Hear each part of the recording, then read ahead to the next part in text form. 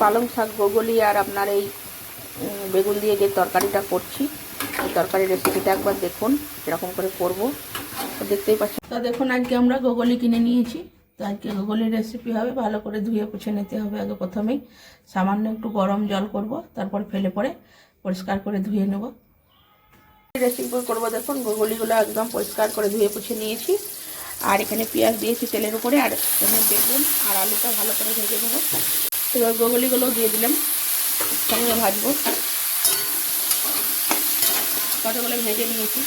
তো এখানে নিয়েছি নুন, হলুদ, আদা রসুনের পেস্ট, লঙ্কা গুঁড়ো, ধনে গুঁড়ো, জিরে গুঁড়ো আর সামান্য একটু মিষ্টি দিয়েছি। এটা ভালো করে কষে নেব।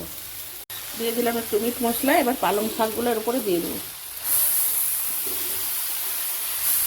ঢাকনা খুলে দেখছি একদম পায়েসের মতন সব ঘাটাঘুটি করা হয়ে গেছে। এবার আমি সুন্দর করে নেড়ে চেড়ে নামিয়ে নেব।